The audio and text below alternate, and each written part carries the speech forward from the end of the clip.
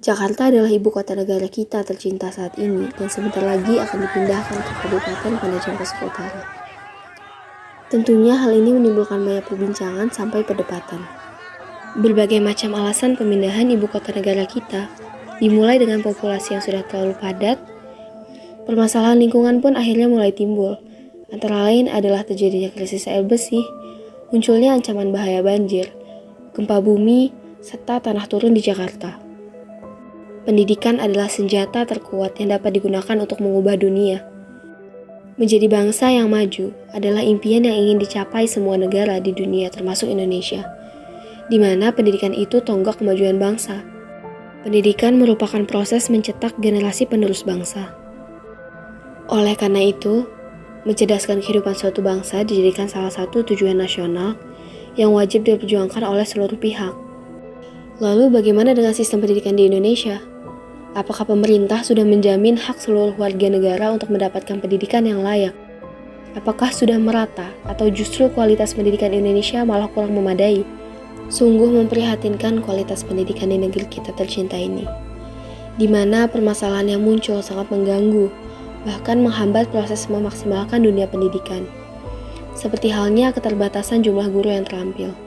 Entah disadari atau tidak, umumnya guru-guru terampil dan berkualitas banyak tersebar di kawasan kota atau daerah yang notabene-nya mudah diakses. Sedangkan daerah terpencil lagi-lagi tidak dilirik sama sekali. Apakah Indonesia ingin terus seperti ini? Dengan masalah klasik yang tak kunjung berhenti, bahkan menjadi penampakan yang tidak asing lagi. Negara harus berfokus dalam peningkatan kualitas pendidikan. Dikarenakan pendidikan merupakan investasi terbaik dalam upaya membangun bangsa dan negara. Investasi di bidang pendidikan, khususnya di pendidikan tinggi, merupakan profil investasi yang menjamin efek jangka panjang yang positif dalam apa yang menyangkut individu dan kemajuan sosial ekonomi masyarakat. Berdasarkan data grafik tingkat pemerataan pendidikan SD di Myanmar berikut, terjadi penurunan yang cukup signifikan semenjak kepindahan ibu kota pada tahun 2005. Hal ini dapat terjadi karena kurangnya persiapan pemindahan ibu kota, sehingga dana yang seharusnya digunakan untuk pemerataan pendidikan terbuang habis untuk infrastruktur kota. Hal yang sama dapat terjadi di Indonesia jika pemindahan IKN ini dilaksanakan dengan tergesa-gesa. Mengingat negara sedang memasuki masa pemulihan ekonomi semenjak terkena pandemi, sehingga pertumbuhan ekonomi pun tentunya belum terlalu stabil. Oleh karena itu, alangkah baiknya pemindahan dilakukan secara pelan-pelan sehingga dana yang dialirkan bisa terkendali serta pemerataan pendidikan juga dapat terrealisasikan dengan baik. Dari kuesioner yang telah kami sebarkan, dapat disimpulkan bahwa hampir semua responden menyetujui pemindahan IKN ke Kalimantan Timur. Karena pemindahan ibu kota negara baru sangat positif untuk pendidikan di sekitar IKN. Selain itu, beberapa responden memiliki pandangan yang berbeda. Mereka berpendapat jika pembangunan terkesan terburu-buru dan banyak dampak yang akan ditimbulkan setelah pemindahan IKN. Institut harus mempersiapkan mungkin seperti ruang kelas yang lebih besar, terus ruang untuk melakukan kegiatan praktek yang lebih nyaman juga bagi mahasiswanya, serta kompetensi dosennya juga yang harus semakin ditingkatkan, dan jumlah dosennya juga harus sesuai rasionya antara jumlah dosen dengan mahasiswa di program studi tersebut. Kalau menurut saya sih banyak yang harus ditingkatkan oleh pemerintah, apalagi di pendidikan.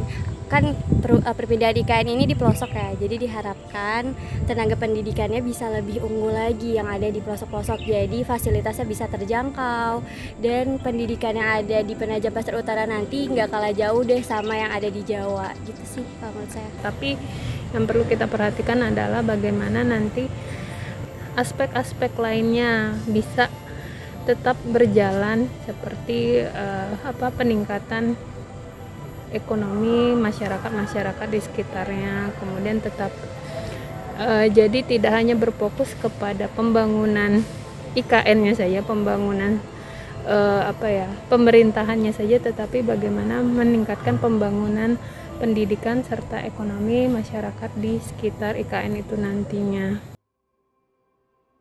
Pembelajaran yang dilakukan tentu harus dibimbing dan dibina oleh dosen dan pengajar yang terbaik. Pada akhirnya, tenaga kerja terserap tinggi. produktivitas meningkat hingga pasar ekspor komoditas yang dihasilkan mampu bersaing.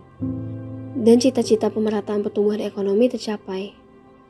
Memang ini bukan solusi instan, 5 atau 10 tahun yang langsung dapat terlihat, tetapi 30 tahun, bahkan 50 tahun.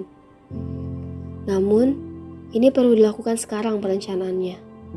Itu karena 1000 langkah tidak mungkin tercapai jika 1 langkah pun tidak dilakukan. Menteri Pendidikan dan Kebudayaan, Muhadjir Effendi, menilai bahwa perpindahan ibu kota akan berdampak positif bagi kualitas pendidikan bangsa. Pemindahan ibu kota ke Kalimantan Timur adalah skema besar yang sudah dicanangkan Presiden Joko Widodo. Jokowi ingin menegaskan visinya berkenaan dengan Indonesia sentris. Maka, pemerataan infrastruktur akan terwujud dan turut berdampak pada sektor pendidikan. Mendikbud yakin, kualitas pendidikan akan semakin baik. Disinggung tentang kondisi pendidikan di Kalimantan, Mendikbud tidak mengelak kondisi pendidikan masih terjadi disparitas, yaitu ketimpangan antara wilayah perkotaan dengan wilayah pedalaman. Tapi untuk wilayah daerah pedalaman Kalimantan, memang belum bagus kualitas pendidikannya. Pemerataan pendidikan dengan pemindahan IKN tentu saja akan menjadi momentum yang sangat tepat untuk memulai evolusi pendidikan di Indonesia agar tidak lagi terfokus di Pulau Jawa, namun juga terfokus ke pulau-pulau lain. Dengan adanya pemindahan IKN, tentu saja akan sangat banyak PR bagi Indonesia untuk mewujudkan pemerataan pendidikan. Dengan adanya pemindahan IKN, tentu saja akan berdampak positif pada minat menempuh pendidikan di daerah IKN. Dikarenakan tentu saja masyarakat di daerah IKN akan berlomba dalam memperebutkan pekerjaan-pekerjaan di daerah IKN nanti. Dan dengan begitu, maka secara otomatis minat menempuh pendidikan hingga sarjana akan melonjak drastis. Dan tentu akan menjadi dampak positif bidang pendidikan di daerah IKN baru. Karena itulah pendidikan memang sudah seharusnya merata, sehingga mereka yang tinggal di pelosok-pelosok tidak harus ke Pulau Jawa untuk menempuh pendidikan yang terbilang sangat kompeten. Namun hanya tinggal ke kota daerah mereka tinggal, mereka dapat menempuh pendidikan yang setara dengan tingkat pendidikan di Pulau Jawa. Apabila negara hanya terfokus pada infrastruktur seperti jalanan yang megah, pusat perbelanjaan, restoran megah, dan lain-lain, namun tidak mengeluarkan dana untuk pemerataan pendidikan, tentu saja peristiwa Myanmar juga bisa terjadi di negara kita ini. Ancaman dapat terjadinya invasi penduduk yang memungkinkan akan terjadinya penurunan kualitas pendidikan, dan apabila melihat ke belakang, ada contoh di mana seperti negara India, Bangladesh, dan Pakistan yang memiliki permasalahan dalam bidang pendidikan mereka, dikarenakan tingginya inflasi penduduk, namun kurangnya fasilitas pendidikan dan kurangnya kuantitas pendidik. Hal ini juga sangat memungkinkan terjadi di Indonesia apabila tidak ada persiapan dalam bidang pendidikan seperti fasilitas mengajar dan kuantitas dari pengajar itu sendiri, dan akan menjadi ancaman yang cukup serius di bidang pendidikan.